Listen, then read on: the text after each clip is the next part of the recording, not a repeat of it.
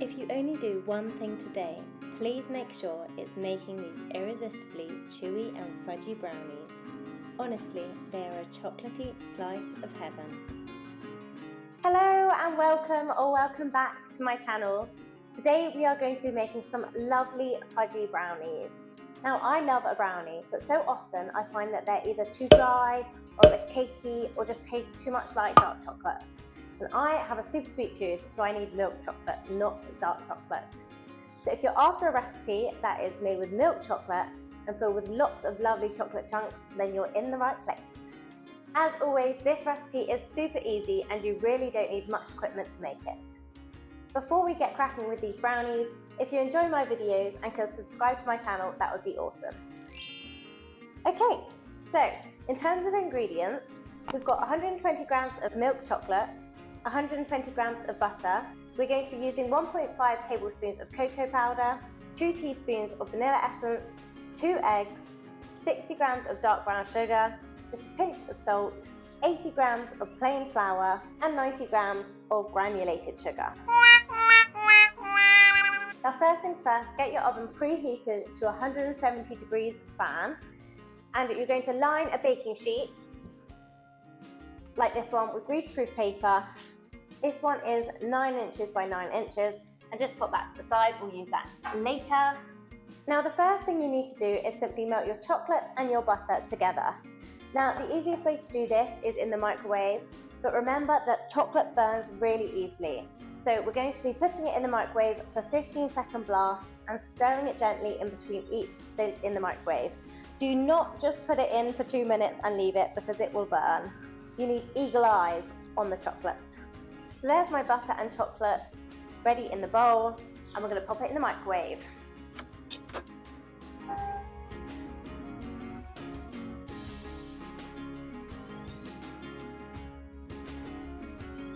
Now for the next stage, you can do this with a hand mixer or with a wooden spoon. I was very lucky and just had a KitchenAid for Christmas, so it would be rude not to use that. But I've made these brownies loads of times with just a wooden spoon or hand mixer, so it works perfectly fine using those. So all we need to do is pop in our chocolate into our mixing bowl, like so. And we actually need to whisk in the sugars, so I'm going to switch out my paddle here. So yeah, if you're using a wooden spoon, grab a whisk, put that in, there we go, and we're going to add in our granulated sugar. We've got 90 grams of that, and our dark brown sugar, which we've got 60 grams of, and we're just going to mix that on a medium speed until it has all dissolved. Next up, we're going to grab our 2 eggs, and we're just going to beat them before we add them into the mixture. There we go, just give them a mix with an egg. And then keeping with your whisk, you're going to add in your egg and 2 teaspoons of vanilla essence. I'm very nearly running out, so I'm just going to pop the rest of this in. And then we're going to whisk in our vanilla and our egg. So once that's all whisked, we're now going to move to our trusty spatula. So I'm going to say goodbye to my lovely KitchenAid, which has done me well.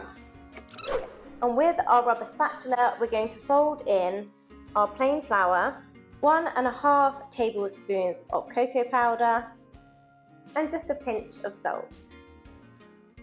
And then we're just going to fold it in. Now you want to fold it in until there's still some flour showing, because then it is time to add the chocolate chips. Now the more observant of you will have noticed that I have missed out the chocolate chips when I was talking through the ingredients. That is because, here's a hot tip for you, I have put them in the freezer, because then when they go in the oven, they melt less and you've still got a nice chunky chocolate chip when you come to eating your brownie. There's my mixture. I'm going to leave it like that with a few lumps of flour in. I'll grab my chocolate chips out of the freezer. Now what I've done is I've chopped up a chocolate bar rather than using the ready-made chocolate chips, because I just find that the chunks are a little bit bigger, and then again it means that they stay a bit bigger once they've been in the oven and they don't melt away too much. So add them into your brownie mixture and fold those in. And then it's time to grab your baking sheet, make sure it's nicely lined, and you want these bits hanging over the edge because that's how you're going to lift it out once it's baked. And we're just going to pour our mixture into our baking tray. Look at those lovely chunky bits of chocolate. And just smooth it down so it's even. Now our brownie is ready for the oven, so it's going to go in for 30 minutes. And you want to bake it until there's cracks starting to form on the top of the brownie. And if you pop a knife in, once you think it's cooked, and it comes out with some wet crumbs, then that's perfect time to take it out. Don't wait until it comes out dry because then it's going to be overbaked. So I'll pop this in the oven and I'll see you shortly. I wish you could smell things on these videos because it smells delicious in here. The brownie is out of the oven. I'm just going to leave it on the baking tray for about 10 minutes so it can firm up. If I take it out now, it will all just go splurge. So once 10 minutes is up, move it onto a cooling rack and then leave it to cool fully before cutting it into your brownie slices. Okay, so the brownie is cooled now and I've just moved it onto my chopping board so we can cut it into slices. As we can see, it's lovely and cracked on the top. I'm cutting it into 9 here, but you can cut it into smaller pieces if you prefer. We'll just give them a little sprinkle of icing sugar. There we go. And now it is time for the all-important taste test.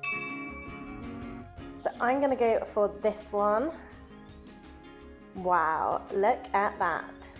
That looks delicious. That is honestly what brownie perfection looks like.